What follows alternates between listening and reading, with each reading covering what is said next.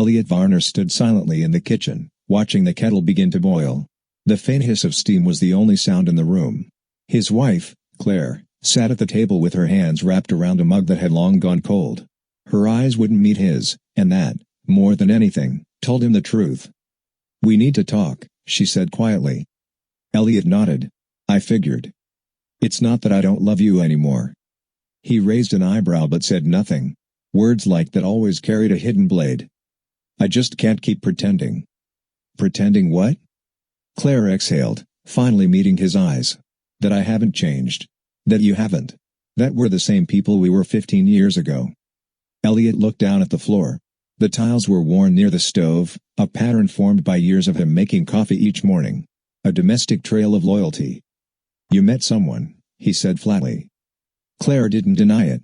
"His name is Damien." "How long?" "6 months." He nodded slowly. The kettle screamed. He turned it off. Claire's voice broke the silence again. "He knew your father." That stopped Elliot in his tracks. "My father died 20 years ago." "I know. He told me things. Things I never knew. About your father. About the past." Elliot turned, confused. "What does any of that have to do with us?" Claire stood. "Everything." Elliot hadn't thought about his father, Richard Varner, in years. The man had died in a car crash when Elliot was 21, leaving behind an unremarkable estate and a well-tended reputation in their small town. A good man. A quiet man. A dentist. But something about the way Claire had said he told me things burrowed into Elliot's thoughts. He spent the next day in the attic, digging through old boxes. Amid photographs and dental textbooks, he found a leather-bound journal tucked in a briefcase with faded business cards, Richard Varner, DDS. Inside the journal were notes. But they weren't about dentistry. They were about people. Names.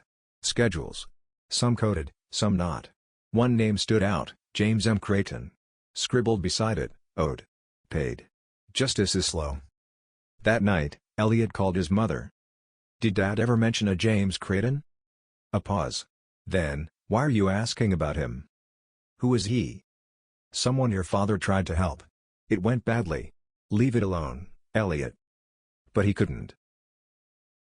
2 weeks later, Elliot tracked Damien Grayson to a consulting firm in the city. He didn't go in. Instead, he watched from across the street, unsure what he was hoping to find. Damien was tall, confident, dressed like someone used to getting what he wanted. Claire had moved in with him. That part hurt more than Elliot expected. Not the betrayal, that had become numb, but the immediacy. As if she'd been waiting to replace Elliot. The next day, he knocked on Damien's office door. "Mr. Grayson," Elliot said evenly. Damien looked up, unsurprised.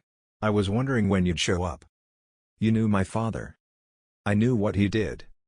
"Explain." Damien gestured to the seat. "Richard Varner sent a man to prison for a crime he didn't commit." Elliot frowned. "He wasn't a lawyer." "No. But he was an informant.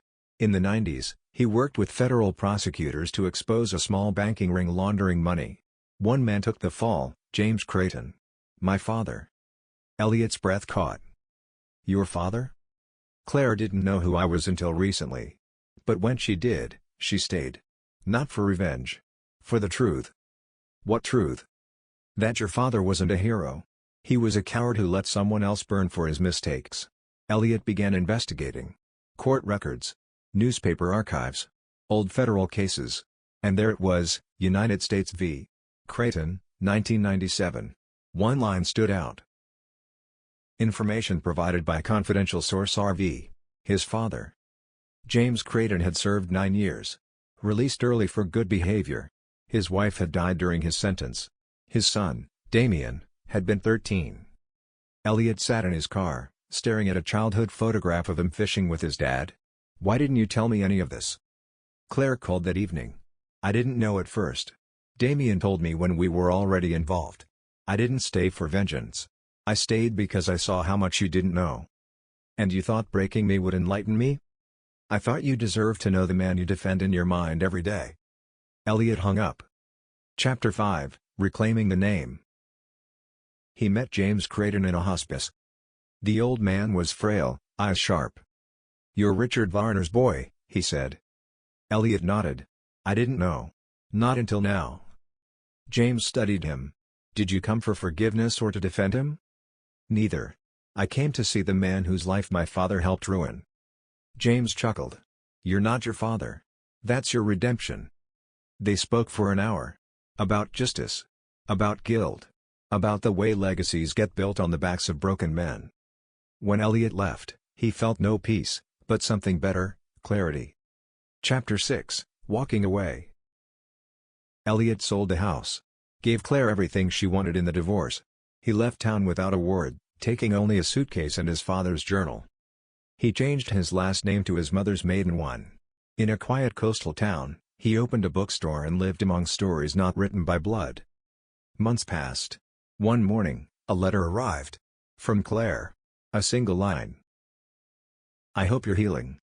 He folded the letter, placed it in the journal, and watched the waves crash outside. He didn't need revenge. He needed to stop carrying ghosts.